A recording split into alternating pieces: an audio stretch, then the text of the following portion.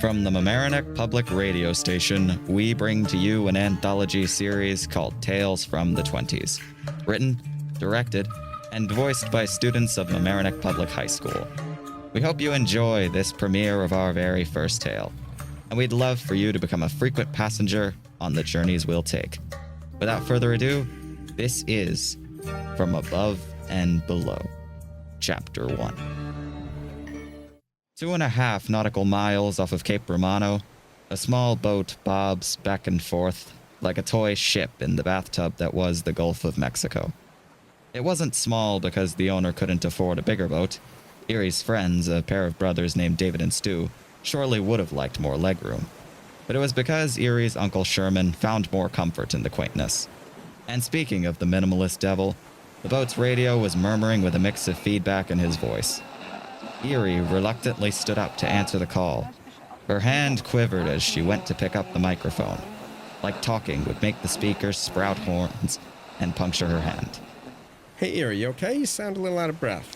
Hey, Uncle. Hi, sorry. I was just busy trying to show Stu how to set up the fishing hooks. I thought you were just heading out for the breeze. The grouper should be long gone by now. Whoever's left would be getting picked off by migrating sharks. Yeah, I told him that, but you know how he is. I trust you'll stop him from cutting off his finger, at least. How would he do that with just a fish hook? I'm sure he'll find a way. Did you need something? We're kind of busy. Well, I could say it's because the Shark Watch legally obligates me to check in on every vessel from my marina. So, how's it looking? The winds got calm and the waves aren't tossing the boat around anymore. Guess I won't need the Marazine you packed. Well, that's a relief. Well, you probably have other boats to check in on, so I'll... Erie, what's the rush to? Your friends have literally nowhere else to go. I want to know, how does it feel to be in the captain's seat? It's good. Yeah, I'm glad to be the expert for once. You're stuttering again. I knew this was a lot to throw at you, but you were just so eager. Do you want me to come and take you? No. Don't. Uncle, please stay where you are. It's no problem. If Stu really wants to fish, I can just take him. Please don't. Erie. Uncle. Why not? I know managing a ship on your own is a lot of responsibility. Most adults don't know all the ins and outs. Still, no. And you picked up on things quickly, so we can try again later. Uncle, please don't. Erie, your mom told me about the last time you almost passed out. What if your panic attacks come back? We don't need you here. I have David and Stu. And I need to commit to this, okay? Every time I try something, I always feel like I'm making the wrong choice, so I bail. I need to see this through. Okay, I'm sorry. Thanks. Do you remember when I first came to visit you? Right after I got out of the Navy? Not really. Wasn't I asleep when that happened? Right. That was the day after your finals. You can tell me anyway. I had just said goodbye to a ton of people I'd spent every hour with for years. Plenty of those guys ended up there because they were lost. We weren't all like your mom, planning her life down to the exact number of kids from the time she was 16. Meanwhile, I was waiting for the light bulb in my brain that would just flick on for that eureka moment to come to me and reveal whatever purpose I had. Just like them, I thought the Navy would bring that. It never did. After leaving the Coast Guard was something I knew I could be good at, but still, that light was only dim. Up until the moment your mom called me. I came to your hotel room with donuts and that off-brand iced tea your mom liked, and there you were, your gangly limbs, sprawled across that twin-sized bed like an octopus. Over your donuts, Daria told me about how you were struggling to pick a major. And I could just see a beacon from you. It was obvious you were going to do something incredible. And the least I could do, it was help you get there. When the two of you came to my office the next day, and you were so excited to see my barnacle-ridden boat on a slimy green ocean, it felt like fate to pass this knowledge on to you. So I'm sorry if I made you feel inadequate. I'm still confident that you'll shine. Wow, I had no... Oh, God. Erie, what the hell was that? It was nothing, Uncle. I think Stu tried opening this champagne prematurely. Wait, I thought you specifically hid that stuff from him. Erie, what's going on out there? Uncle, I'm really glad that you wanted to tell me that. I'm sorry I never called before, and thank you so much for trying to take care of me, okay? I love you. Erie, hey. I just wanted to say goodbye. Please don't. I didn't say you could talk.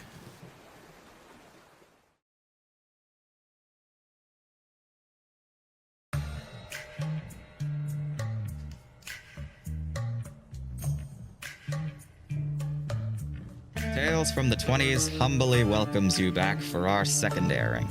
Now it's time to pick up where we left off, and we hope that you'll return once again, just as eager to hear more.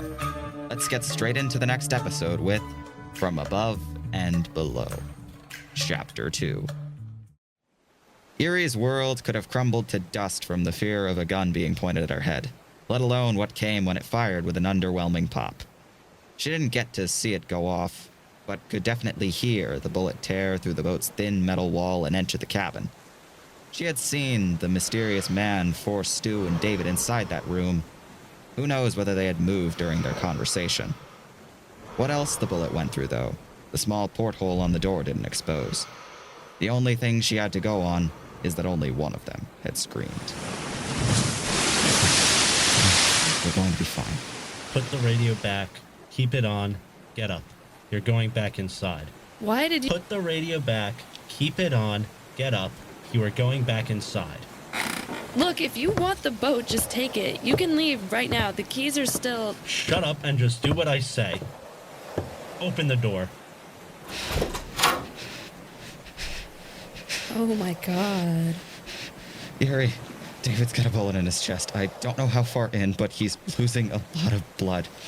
What the hell did you shoot him for, you bastard? Before you try to charge at the man with a gun, take a minute to consider what'll reach who first.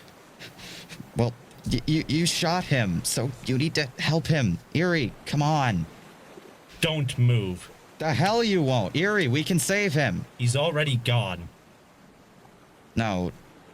No. He's... You let him die. You killed my brother. And unless you want the same to happen to her, grab his arms and drag his body out. I just lost him and you can't let me... Why must all of you be so resistant? Grab your brother's arms and take him to the edge. And you, grab his legs and stay in front of me, or I shoot through both of your legs and leave you here to bleed out. Oh, Jesus Christ. You're not getting away with this. No matter what else happens, no matter what else you threaten to do, you're going to wish that helicopter never crashed and led you to this boat. Chuck him into the water. His lungs are already popped, so he'll sink in fine. Bastard. Stu, please, just... We'll let him go in 3. 1, 2, 3. I'm sorry, David. Glad to see at least one of you understands me. Now you will both stay in the cabin till I tell you otherwise. Either of you does anything to piss me off, and you won't have help the next time you have to do that.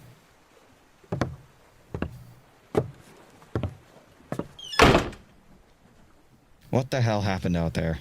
Stu, now is not the time. You went out, David got up and saw you talking on the radio, and the next thing we know, he got shot. I tried to convince my uncle everything was fine, and then the man just snapped at me. Well, then he's unstable. If he shot David for no reason, then how do we know listening to him will keep us alive? What's he doing right now? He's fumbling with the radio. He might be calling for help. Then his back is turned. We can ambush him. I'll kick open the door. You grab him by the neck, and I can bash him over the head with a champagne bottle and go for his gun. Stu, stop. We can't just... We don't know how long he'll be out there for. We need to think about this. I have thought about it. You've thought about it. There's 2 of us. Without his gun, that guy can't do anything. We could just wait and see. And then what? He comes back in here to silence his witnesses? This isn't another one of your clubs, Erie. We either die waiting or try to fight back. Wait, he's turning back around. Get down. What the hell is that? That's a fin. Stu, grab onto some...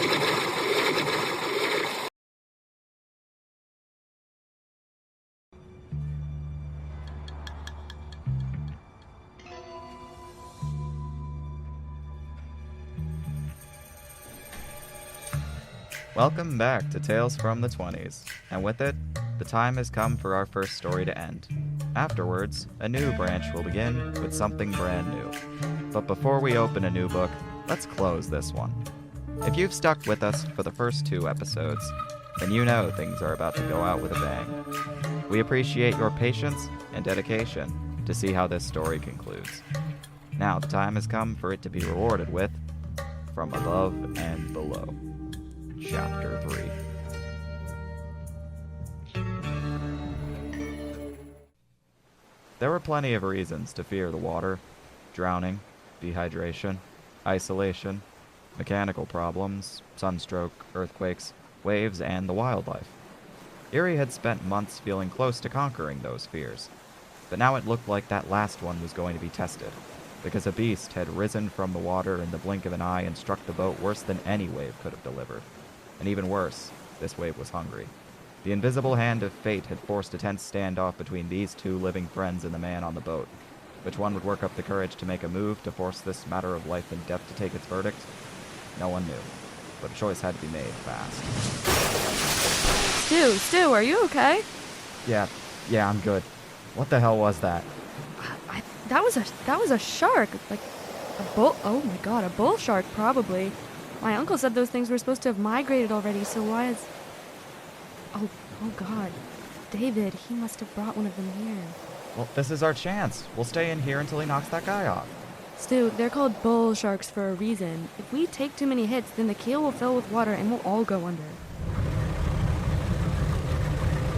Wait, I think the guy's starting up the... God damn it. Was that the motor? No, if we can't leave, then we're gonna die here. Oh my god, no. Erie, breathe.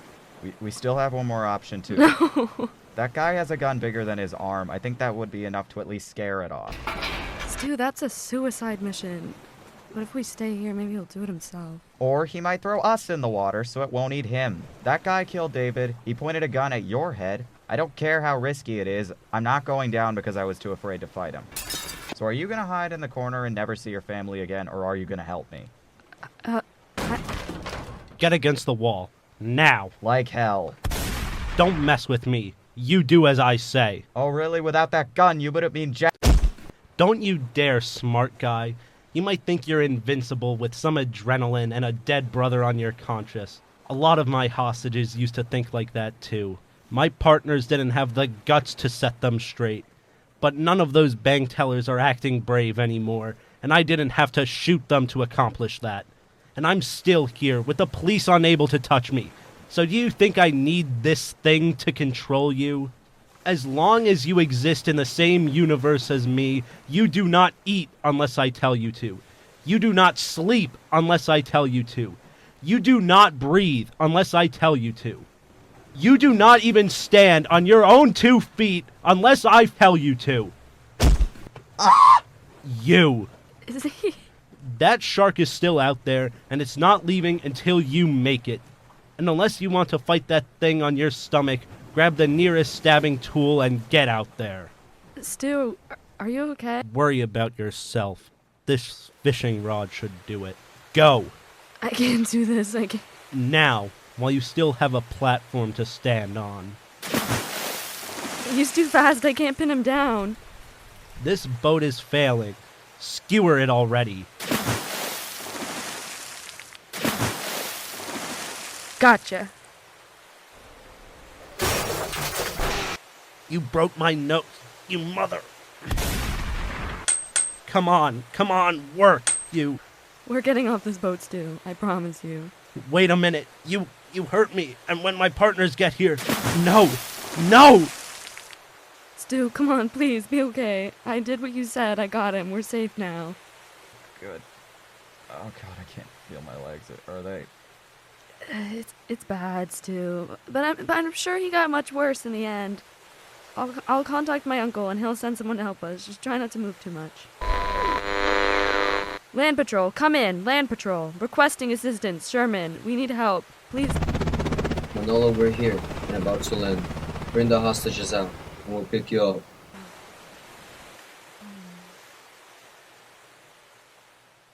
This concludes our first story. from above and below. Brought to you by Mamaroneck Public Radio. We thank you for sticking with us till the end of this first adventure. And Tales from the 20s will see you next time on a new voyage. We hope you'll also thank the lovely people that brought you this tale, including Taylor Ferrarone, who played Erie, Byron Raja, who played Manolo, Jeffrey Queen, who played Sherman, myself, Roel Jimenez II, who played Stu, and the one who glued the story together, Alex Krylov. More stories and more voices are to come. But until then, stay tuned.